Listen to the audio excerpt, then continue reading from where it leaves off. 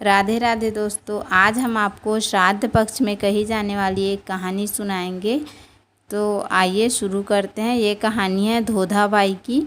तो एक सेठ सेठानी थे, उनकी एक बेटी और एक बेटा था। बेटी का नाम धोधाबाई था। घर में खूब धन धान्य था। एक दिन सेठ सेठानी चल बसे। उसके बाद जब श्राद्ध पक्ष आया तब बेटे ने अपनी पत्नी से कहा कि मैं हरिद्वार जाऊं, तुम पीछे से मेरी बहन को बुलाकर 15 दिन तक भोजन कराना।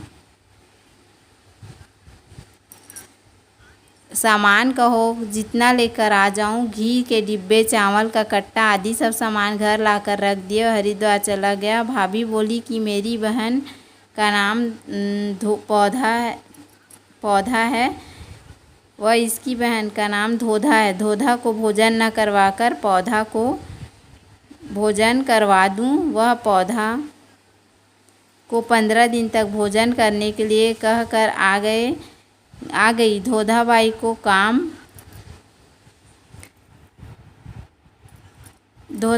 काम करने व आटा पीसने के लिए बुलाया। धोधाबाई लकड़ी की भारी लेने रोज जाती, उसी से गुजारा होता था। परंतु भाभी ने काम के लिए बुलाया तो उसने लकड़ी की भारी लाना छोड़ दिया। बच्चे कहने लगे, तुम तो ननिहाल चली जाती हो, हमारे लिए राब बनाने के लिए आटा कहाँ से लाओगी? माँ बोली कि मैं आटा पीसने जा रही हूँ, वहाँ से आटा छानने से हाथ भरेंगे और कपड़े भरेंगे। मैं घर आकर हाथ व कपड़े झटकूँगी, उसी से जो आटा निकलेगा उस आटे से राब बनाकर पिला दूँगी। भाभी ने दिन भर आटा पिसवाया, फिर कहा कि श्राद्ध का काम है, इसलिए कपड़े झटक कर हाथ धोकर जाना। माँ घर गई तो उस दिन बच्चे भूखे ही सो गए, लेकिन न तो कपड़े झटकने का आटा निकला, न ही हाथ से लकड़ियों की भारी से भी गई, नहीं तो लकड़ियाँ बेचकर भी काम चला लेती। थोड़े दिन हुए कि भाभी ने कहा, बाईसा आपके माँ बाप का दिन है, जो रसोई बनाने के लिए आना। बच्चे बोले कि माँ उस दिन तो भूखे सोए, आज भी क्या भूखा रखेगी? माँ बोली नहीं, आज नाना नानी का श्राद्ध है। नाली के आगे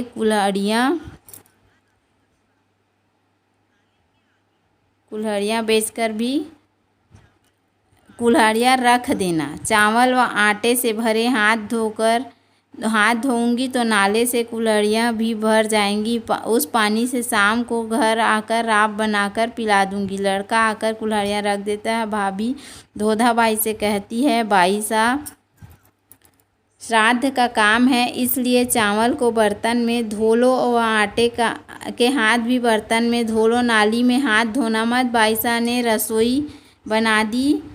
ननंद बोली, जाऊँ भाभी? भाभी बोली, हाँ जाओ, पर पेड़ हिले तब भोजन करने के लिए आ जाना। नदी के किनारे जाकर वह बैठ गई। पेड़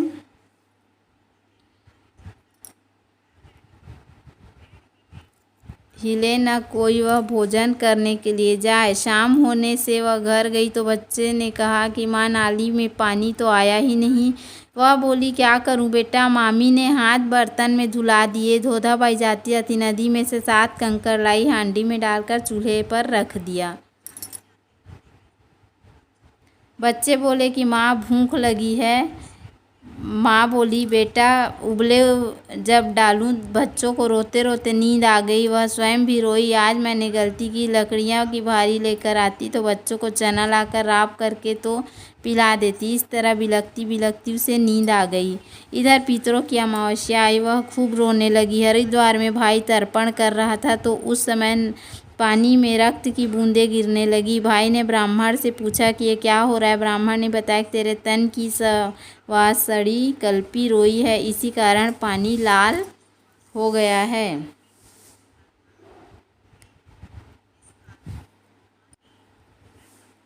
वह बोला, मैं पत्नी को कहकर आया हूँ कि 15 दिन तक मेरी बहन को भोजन करवाना। महाराज, यह बात झूठी है। महाराज ने कहा कि नहीं माने तो तेरी इच्छा। बात तो यही है। भाई तर्पण करता करता उठ गया। वापिस घर आते समय रास्ते में रात हो गई। वह पीपल के पेड़ के नीचे सो गया। पीपल के ऊपर से सारे पितर बात करने लगे। कोई कहने लगे कि मैंने तो लापसी खाई, किसी ने कहा चक्की खाई, तो किसी ने कहा घेवर। पर सेठ सेठानी बोले कि पीतर ने मिलकर कहा कि आपने क्यों नहीं बोला, आपके घर में तो धन बहुत है। तब सेठ सेठानी ने कहा कि धन तो बहुत है, परंतु मेरी सवासड़ी बहन बेटी ने भोजन नहीं किया, इस कारण हमको कुछ भी नहीं मिला। वह भाई नीचे सोता हुआ सुनता रहा। सारे पितर बोले कि हम सब मिलकर अपनी बेटी के यहाँ धन करने चलते हैं। हाथ में एक मूसल, एक चीटिया लेकर सभी पितर धोधाबाई के घर गए। चलते चलते बोलते जाते हैं कि खेम कुशल, हाथ में मूसल। सब पितर धोधाबाई के घर का दरवाज़ा खुलवाते हैं। धोधाबाई दरवाज़ा खोलो।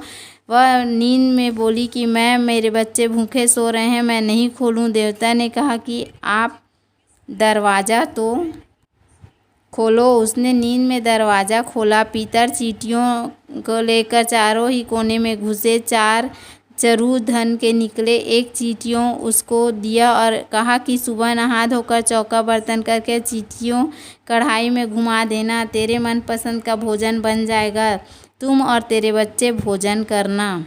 पितरों ने कहा कि तुम कल अपने घर में नाना पड़वा श्राद्ध करना और तुम ब्राह्मण भोजन करवाना, तेरे आनंद ही आनंद हो जाएगा। सुबह दिन उगते ही वह उठी। 4 ही कोने में 4 चरू धान के भरे पड़े थे। फिर उसने नहा धोकर चौका बर्तन किया, कढ़ाई में चूटियों घुमाया तो 32 हलड़ा व 36 भोजन हो गए। फिर स्वयं के बच्चों ने भोजन किया और मन में सोचा कि पीतर ने कहा कि नाना श्राद्ध करना, नान श्राद्ध में पियर वालों को भोजन करवाना जरूरी है। फिर वह भाई भाभी को भोजन करने को कहने गई। इधर से उसका भाई भी घर पहुंच गया।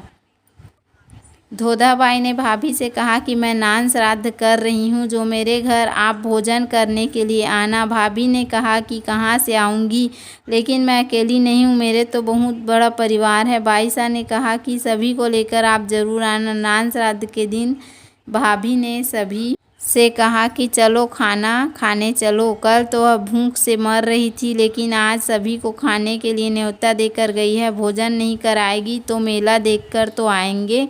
धोधाबाई को पितरों ने कहा, जैसे जैसे चीटियों को घुमा दिया, जिससे खूब सारा भोजन बन गया। भाभी के परिवार ने खूब भोजन किया और खूब मौज मस्ती की। वह भोजन करके घर गए। धोधाबाई तो घर की साफ सफाई कर खा पी कर सो गई। दूसरे दिन भाभी के घर से बुलावा आया, बाई साहब सभी खाना खाने के लिए आना। धोधाबाई बच्चों को समझा कर ले गई। निहाल में भोजन नहीं करना, जेब से मेवा निकाल कर खाना। बाई साहब खाना खाने के लिए गए। भाभी ने बाजोर बिछाया, गादी बिछाई, थाली में अच्छा अच्छा भोजन परोस कर लेकर आई। बाई साहब ने कहा कि एक थाली और लाओ। भाभी बोली कि ज़्यादा खाना नहीं परोसा है, में से क्या निकालोगे। बाई साहब तो भोजन करो। वह अपने सारे गहने उतार कर खाली थाली में रखती है और कहती है कि भोजन करो मेरे हार, भोजन करो मेरे डोर कंठी, भोजन करो गोखरू चूड़ी, भोजन करो मेरे पूजी अंगूठी। बच्चे भी जेब से मेवा निकाल कर खाने लगे। भाभी कहने लगी कि भाड़ू साहब पागल हो गए हैं, यह क्या कर रहे हैं। ननंद बोली कि हाँ भाभी, यह पागल हो गए हैं। आपने तो मेरे गहने को भोजन करने के लिए कहा, हमें भोजन करने के लिए नहीं कहा। वही दिन थे माँ बाप के श्राद्ध पर बर्तन में हाथ धुलाए, आज ये दिन है। भाई सब देख सुन रहा था, लेकिन बोला कुछ नहीं। बाई साहब अपने घर गए। पीछे से भाई पत्नी से कहता है कि तेरे पिता के घर तो आग लग गई, कुछ न कुछ डाल कर दे। खाने के लिए दाना नहीं है, पहनने के लिए कपड़ा नहीं है, मैं पहुँचा कर आऊँ। वह बोली गाड़ी लाओ, उसमें सामान भरवा दूँ। गेहूं की बोरी ऊपर की घी चरी रख दी, गुड़ की भेलियों पर ही कपड़े रख दिए। एक हीरो का कुलड़िया भरकर अपने बेटे को दिया कि नानी जी को ले जाकर और किसी को मत देना। गाड़ी लेकर भाई धोधाबाई के घर गया। रास्ते में बेटे ने कहा, पिताजी यह तो धोधा बुआ का घर आया है, ननिहाल नहीं आया है। भाई कहता है कि बहन मुझे प्यास लगी है, दरवाज़ा खोल। बहन ने दरवाज़ा खोला। भाई गाड़ी में भरा हुआ सामान बहन के घर खाली कर देता है। घी गुड़ के डिब्बे रख दिए। रुपए पैसे का कुलड़ा बेटे से छीन कर बहन को दे दिया और बीती बातों के लिए क्षमा मांगी। बेटा भागता हुआ माँ के पास गया, बोला मामा पिताजी तो गाड़ी नाना के घर नहीं लेकर गए, वह तो धोधा बुआ के घर लेकर गए हैं। यह सुनकर भाभी घर में झाड़ू निकालती हुई छाती कूटने लगी। गेहूं की गाड़ी धोधा की छाती में धम, घी का घड़ा धोधा की छाती में धम, गुड़ की भेली धोधा की छाती में धम। धोधा के भाई ने देखा, वह परवाह नहीं की। कुछ दिन बीतने के बाद एक दिन अपने पति से कहती है कि मेरी आंखों में दर्द है, इसलिए आपके बहन भांजे को लेकर आओ। सफ़ेद ओढ़ाकर लाओ, सिर मुंडवाकर, काले हाथ पैर कर गधे पर बैठा कर लाओ। यह मैं देखूंगी तब मेरी आंखें ठीक होंगी। भाई भी कम नहीं था, ससुराल जाकर उदास होकर वहाँ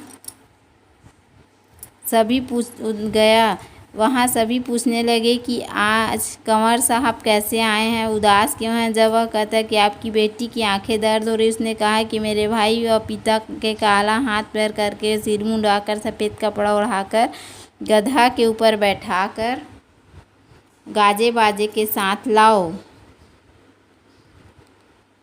अब आपकी बेटी की आंखें ठीक होंगी। वह सभी तैयार होकर गधे के ऊपर बैठकर गाजे बाजे से रवाना हो गए। गाजे बाजे की आवाज़ सुनकर जल्दी से उठकर बाहर देखने आई तो भाई बोला, देख बंदा की चेरी, अम्मा तेरी की के मेरी। यह देखकर वह बहुत दुखी हुई। वह चुप नहीं रही। फिर एक दिन उसने कहा कि मेरे सखी सैली का व्रत है, इसलिए आप मुझे जंगल से एक डाली लाकर दो। और डाली लाया तो डाली को चौक में लगाकर पूजा की। फिर बोली कि मैं आपको पूजती हूँ शाखा सैली, आप मर जाओ सासू दोय नंदोली। यह देखकर भाई ने कहा, तेरी तरह मेरे भी ऊब खटाला का व्रत है। वह दिन भर भूखा रहा, फिर जंगल में से डाली लाया और उसी तरह चौक में लगाकर कहा कि मैं आपको पूजता हूँ ऊब खटाला, मरना ससुर दोय साला। उसकी पत्नी बोली, आप मेरे माँ बाप को क्यों मार रहे हो। तब वह गुस्से में लकड़ी लेकर चोटी पकड़कर धमकाता है कि तुम कहती हो कि मेरी बहन को 15 दिन तक श्राद्ध में भोजन करवाया, तुम इतनी झूठ क्यों बोली। मैं सब जानता हूँ। जब मैं वहाँ तर्पण कर रहा था तब पानी में रक्त से लाल हो गया। तुमने ऐसा काम क्यों किया। सारे पितर भूखे ही रह गए। फिर उसने पाँव पकड़कर माफ़ी मांगी, अब ऐसी गलती कभी नहीं करूँगी। इसीलिए सभी को अपनी बहन और भांजी को भोजन करवाना चाहिए, जिससे पितर तृप्त हों और सभी का मंगल हो। उम्मीद है आपको हमारा वीडियो पसंद आया होगा। यदि हमारा वीडियो पसंद आया तो वीडियो को लाइक करें, चैनल को सब्सक्राइब करें। धन्यवाद। राधे राधे।